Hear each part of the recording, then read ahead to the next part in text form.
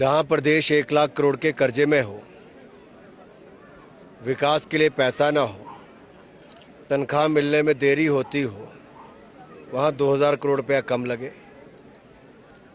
500 करोड़ रुपया 2 बार बगैर ब्याज के मिला, वो भी कम लगा क्या।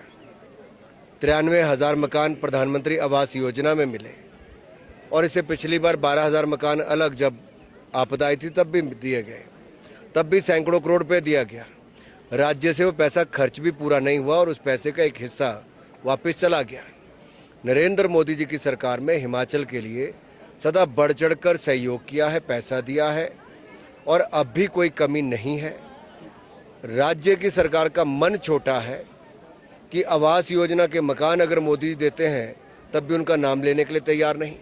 प्रधानमंत्री ग्रामीण सड़क योजना में 2700 करोड़ की सड़कें देते हैं तब सांसद का नाम लगा के राजी नहीं। और इसी तरह से अन्य बड़े प्रोजेक्ट के लिए पैसा देते हैं तो उस पर भी गति नहीं मिलती। मैं आपको बहुत सारे उदाहरण दे सकता हूं, लेकिन आज नहीं देना चाहूँगा, लेकिन इतना ही कहूँगा, बड़ा मन करके राज्य की सरकार को राजनीति करनी चाहिए। प्रधानमंत्री मोदी की एक बहुत बड़ी सौगात दुनिया भर के लिए है कि दुनिया भर के लोग स्वस्थ रहें, निरोग रहें और योग करते रहें। ये भारत का एक बहुत बड़ा योगदान दुनिया भर के लिए है और ये देन किसी की है तो प्रधानमंत्री नरेंद्र मोदी की है। देखिए, जब से सरकार बनी है तब से इससे कोई खुश नहीं, ना राज्य के लोग, ना सरकार के मंत्री, ना कांग्रेस के कार्यकर्ता।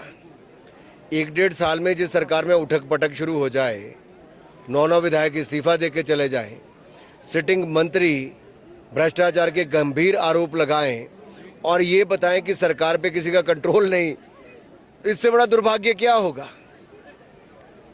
और जहां तक वन नेशन वन इलेक्शन की बात आपने माननीय पीपी चौधरी जी जो हमारे जेपीसी के चेयरमैन हैं, देखिए बड़ा मन करके इन्होंने इस कमेटी का आयोजन किया है। किसी की बात सुनते हैं, हर तरह का पक्ष सामने आने देते हैं। आज बहुत सारी बड़ी बात एक हिमाचल प्रदेश में जो हुई, हिमाचल प्रदेश इकलौता राज्य ऐसा है जिसने 8 अप्रैल 2010 को इसी विधान वन नेशन वन इलेक्शन पे चर्चा की। सुरेश भारद्वाज उस प्राइवेट मेंबर बिल को लेकर आए थे और उस समय उस चर्चा में आज के सिटिंग जो मंत्री हैं उन्होंने उस समय चर्चा में भाग भी लिया था। आज के मुख्यमंत्री स्पीकर उस समय उस सदन के सदस्य भी थे। पूर्व मुख्यमंत्री प्रेम कुमार धूमल जी उस समय मुख्यमंत्री थे, उन्होंने चर्चा में भाग भी लिया। स्वयं सुरेश जी उसको बिल लेकर आए तो वो सारी बातें भी आई और सब ने यूनानिमसली, इन सब ने उस समय आम सहमति से उसको पास किया था। तो कहीं ना कहीं सबके मन में तो है कि एक चुनाव हो जाए तो जनता का पैसा भी बचेगा, समय बचेगा, निर्णय जल्दी होंगे। आज थानों में से 84% से ज़्यादा लोग, पुलिस कर्मचारी, चुनाव के समय चुनावी ड्यूटी पे जाते हैं तो जनता के काम कौन करेगा भाई। टीचर्स हजारों की तादाद में इलेक्शन ड्यूटी पे होते तो बच्चों को पढ़ाएगा कौन। 50-50, 60-60 दिन आप कोई निर्णय नहीं ले सकते तो प्रदेश में निवेश कहाँ से आएगा और प्रदेश के निर्णय कब से होंगे। ये हर राज्य की स्थिति है।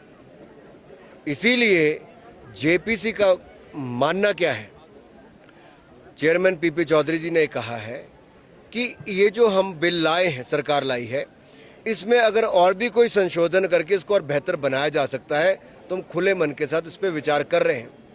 मैं बहुत सारी कमेटीज़ में रहा हूँ, लेकिन जिस तरह से चेयरमैन महोदय ने बड़ा हृदय करके सबकी बात कहना, खुले मन से सुनना, पक्ष विपक्ष हर तरह की बातें आती हैं लेकिन सबकी बातों को नोट किया जा रहा है और निर्णय भी होंगे। देखिए, आपने बहुत महत्वपूर्ण विषय उठाया क्योंकि मेन स्ट्रीम मीडिया वो है, जैसे आप, किसी ने प्रिंट में लिखा, किसी ने इलेक्ट्रॉनिक मीडिया में दिखाया, लेकिन आज एक डिजिटल मीडिया का भी अपना प्रभाव है और एआई के आने के बाद क्या सच है क्या झूठ है इसका कोई पता ही नहीं चल पा रहा।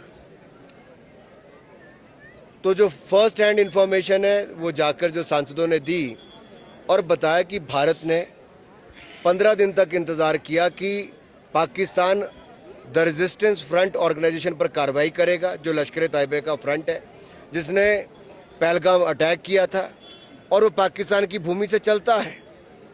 लेकिन जब पाकिस्तान ने कुछ नहीं किया तब जाके भारत ने 9 आतंकवादी ठिकानों पर प्रहार किया, बम विस्फोट किए, मिसाइल अटैक किए और वहाँ पर सैकड़ों आतंकवादियों को मारने का काम किया। हमने वहीं तक रोक की।